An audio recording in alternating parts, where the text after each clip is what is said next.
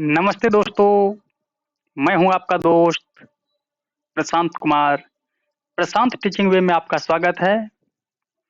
तो मैं मनोविज्ञान का सर्वश्रेष्ठ प्रश्न में आपके लिए लगभग 40-45 क्वेश्चन लेके आए हुए हैं, जो आपके आगामी शिक्षक पात्रता परीक्षा के लिए काफ़ी महत्वपूर्ण होगी। हमें उम्मीद है आप लोग अपना-अपना कॉपी कलम निकाल लें और जितने भी क्वेश्चन मैं आपको करवा रहा हूं, उसको ईमानदारी पूर्वक लिखें और तैयारी करें। दोस्तों, सबसे पहले मैं आपको ये कहना चाहूँगा कि अगर आप मेरे यूट्यूब चैनल पे नए हैं, सब्सक्राइब नहीं किए हैं, सब्सक्राइब कर लीजिए और अपने पढ़ाई पे मेहनत कीजिए, पढ़ाई कीजिए, मेहनत कीजिए, अपने माता-पिता का सपना साकार कीजिए। हम भी पढ़ाई करते हैं आप लोगों के लिए, आप लोग पढ़ाई कीजिए अपने माता-पिता के लिए। हम आपके लिए ये वीडियो लेके आते हैं ताकि आप लोग इससे तैयारी कर सकें। अच्छी से अच्छी क्वेश्चन हम आप लोगों के बीच प्रस्तुत कर रहे हैं और मैं चाहता हूं कि आप लोग कम से कम सब्सक्राइब कर लें ताकि जो भी मैं वीडियो डालूं आप तक पहुंच जाए। चलिए दोस्तों, स्टार्ट करते हैं हम। कोहलर यह सिद्ध करना चाहता था कि सीखना क्या है। कोहलर यह सिद्ध करना चाहता था कि सीखना क्या है। सीखना संज्ञानात्मक संकार्य है। सीखना क्या है? कोहलर के अनुसार संज्ञानात्मक संकार्य है। क्षेत्र सिद्धांत किस वर्ग का सिद्धांत है? क्षेत्र सिद्धांत किस वर्ग का सिद्धांत है दोस्तों? गेस्टाल्टवादियों का सिद्धांत है। क्षेत्र सिद्धांत गेस्टाल्टवादियों का सिद्धांत है। थॉर्नडाइक का सिद्धांत किस श्रेणी में आता है? थॉर्नडाइक का सिद्धांत किस श्रेणी में आता है? व्यवहारात्मक सिद्धांत में। थॉर्नडाइक का सिद्धांत व्यवहारात्मक सिद्धांत में आता है। कोहल वर्ग के अनुसार कोहल वर्ग का सिद्धांत किस विकास से संबंधित है? तो दोस्तों, ये हम बहुत बार कर चुके हैं ये क्वेश्चन को। कोहल वर्ग का नैतिक सिद्धांत, जो काफी चर्चे में है और काफी, अगर बुक के मामले में देखा जाए, अगर आप बीएड की तैयारी कर रहे होंगे, डीएलएड की तैयारी कर रहे होंगे, तो कोहल वर्ग का सिद्धांत आपको अवश्य देखने को मिलेंगे, जिसमें कि कोहल वर्ग का सिद्धांत किस विकास पर संबंधित है? नैतिक विकास पर। स्टैनले हॉल का सिद्धांत किसकी व्याख्या करता है? स्टैनले हॉल का सिद्धांत करता है किशोरावस्था के। स्टैनले हॉल साहब ने बोले थे ना कि किशोरावस्था क्या है? संघर्षमय आंधी तूफान की अवस्था है। किसने कहा था? स्टैनले हॉल साहब ने कहे थे। गेस्टाल्ट मनोविज्ञान की आधारशिला किसने रखी थी? गेस्टाल्ट मनोविज्ञान की आधारशिला किसने रखी थी? मैक्स बर्दीमर साहब ने। मनोविज्ञान के प्रथम प्रयोगशाला को किसने स्थापित किया था? मनोविज्ञान के प्रथम प्रयोगशाला को किसने स्थापित किया था? विलियम वुंड साहब। टीएटी का उद्देश्य किसके मापन के लिए है? टेट बुक जानते दोस्त, हम लोग बोलते हैं टेट, टीएटी। टेट का उद्देश्य होता है अभिक्षमता की मापन। अभिक्षमता की मापन करता है टेट।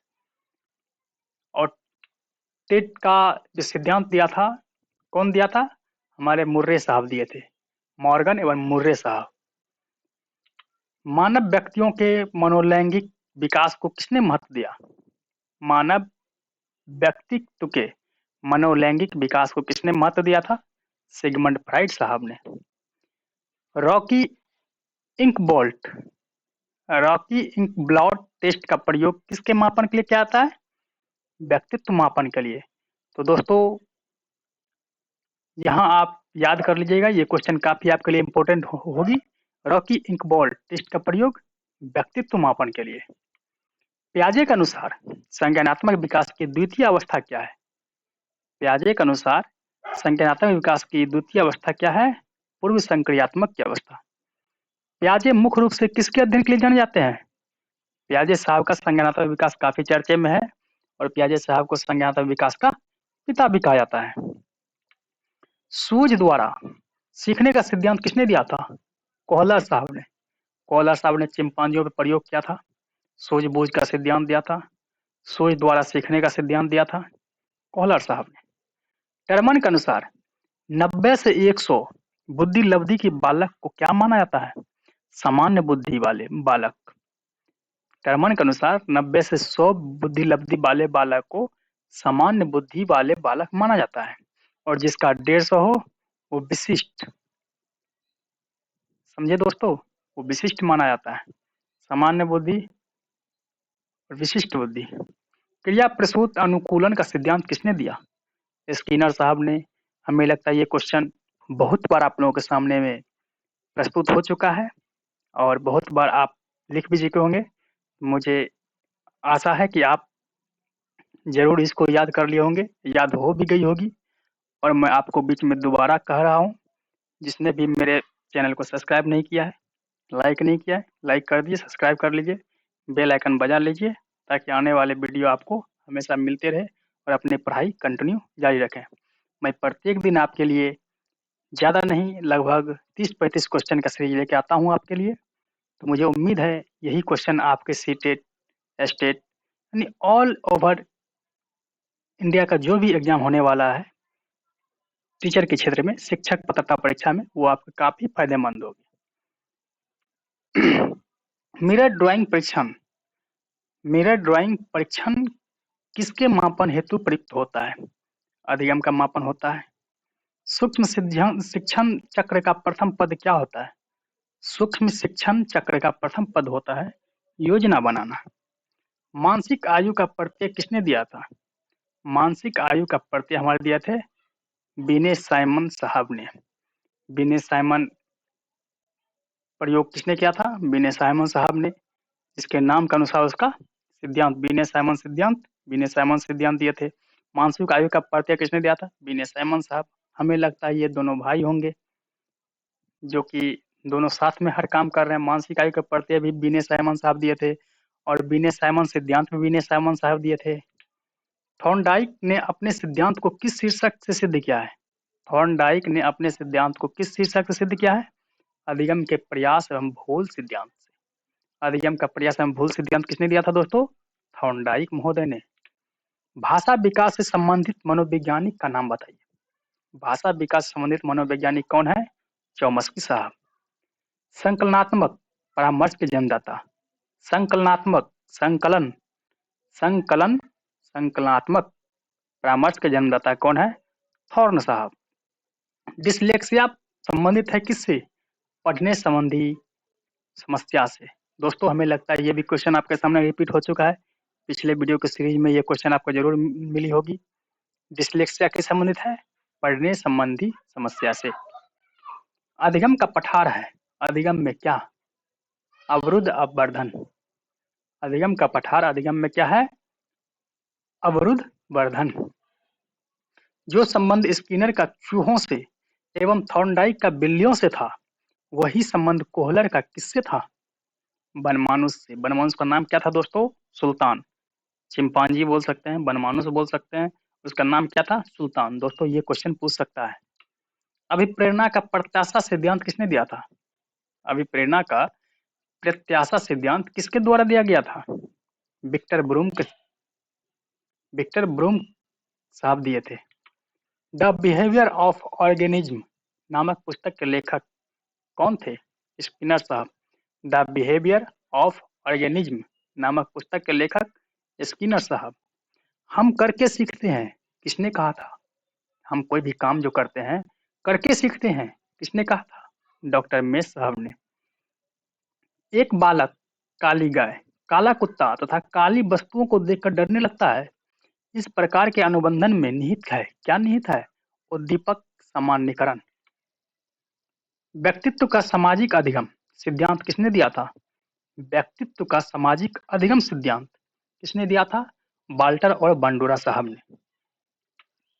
गॉलमैन किससे संबंधित थे? गॉलमैन किससे संबंधित थे? संवेगात्मक बुद्धि से। संवेगात्मक बुद्धि संबंधित कौन थे? गोल्डमैन साहब। अधिगम अनुभव और प्रशिक्षण के परिणाम स्वरूप व्यवहार में परिवर्तन है, किसने कहा था? गेट्स वन ने। ये बात बिल्कुल सच है दोस्तों, व्यवहार में परिवर्तन ही क्या है? हमारा अधिगम कहलाता है। स्टैनफोर्ड स्टैनफोर्ड विनय परीक्षण मापन करता है किसका? बुद्धि का। हम सभी जानते हैं दोस्तों, बुद्धि का प्रथम परीक्षण किसने किया था? बीने साहब ने। बुद्धि लब्धि का परीक्षण किसने किया था? बीने साहब ने। बुद्धि लब्धि का सिद्धांत किसने दिया था? बीने साहब ने। मूल प्रवृत्तियों को 14 प्रकार से किसने वर्गीकृत किया? मूल प्रवृत्तियों को 14 प्रकार से वर्गीकृत किसने किया था? मैकडूगल साहब ने। बुद्धि का द्विकारक सिद्धांत किसने दिया? दोस्तों द्विकारक और त्रिकारक, द्विकारक त्रिकारक कौन दिए थे? स्पीयरमैन साहब। ग्रंथियों के आधार पर व्यक्तित्व के विभिन्न प्रकारों का चर्चा किसने किया? ग्रंथियों के आधार पर व्यक्तित्व के विभिन्न प्रकारों का चर्चा किसने किया? क्रिस्मर साहब ने। सृजनन सृजनन शास्त्र के पिता गोल्टन साहब को कहलाते हैं। दोस्तों देखिए, किसी भी शिक्षा शास्त्री हो, मनोवैज्ञानिक हो, उसके नाम के साथ अगर आप साहब लगा देते हैं तो उसकी इज्जत आपकी नज़रों में, यानी प्रत्येक इंसान की नज़रों में उसकी इज्जत और बढ़ जाती है। जिसने हमें इतना बड़ा संसार में हमें सीखने के लिए इतने सिद्धांत दिए, तो क्या हम उसकी नाम को एक इज्जत रूपी नाम नहीं दे सकते हैं, जिससे उसका गुडविल जो हो, ख्याति जो हो, बढ़े। विस्मृति कम करने का उपाय क्या है? विस्मृति, स्मृति हो गया दोस्तों याद, और विस्मृति अनयाद करने का, यानी अयाद करने का। तो पाठ की पुनरावृत्ति, विस्मृति है ना पूरा याद करने, विस्मृति पुनः याद करने, स्मृति याद करना, विस्मृति पुनः याद करने का उपाय किसने दिया था? उपाय क्या करना है? पाठ की पुनरावृत्ति। क्रिया प्रसूत अनुबंधन सिद्धांत के प्रतिपादक, हमें लगता है दोस्तों क्रिया प्रसूत अनुबंधन सिद्धांत किसने दिया था? स्किनर साहब ने। ये क्वेश्चन में रिपीट है। अंतर्मुखी व्यक्तित्व एवं बहिर्मुखी व्यक्तित्व का वर्गीकरण किसने किया? अंतर्मुखी क्या होता है दोस्तों? जो कि खुद अपने बारे में सोचता है, अपने लिए। और बहिर्मुखी क्या होता है? जो सबके लिए सोचता है। तो इसका वर्गीकरण किसने किया था? युंग साहब ने किए थे।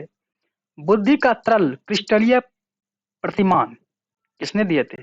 बुद्धि का तरल मोजक सिद्धांत भी हो सकता है दोस्तों, तरल क्रिस्टलीय सिद्धांत भी हो सकता है, प्रतिमान भी हो सकता है। इसके प्रतिपादक कौन थे? कैटल साहब। किसी दूसरी वस्तु की अपेक्षा एक वस्तु पर चेतना का केंद्रीकरण आवधान है, किसने कहा था? डम्बिल साहब ने। किसने कहा? डम्बिल साहब ने। संज्ञान किस बुद्धि के सिद्धांत का हिस्सा है?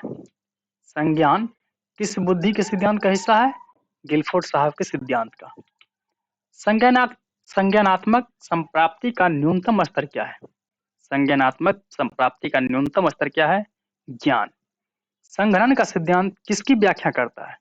संघनन का सिद्धांत स्मृति का व्याख्या करता है। अल्बर्ट बंडूरा किससे संबंधित है? अल्बर्ट बंडूरा साहब सामाजिक अधिगम सिद्धांत से संबंधित है। सामाजिक अधिगम सिद्धांत से संबंधित कौन है? अल्बर्ट बंडूरा साहब।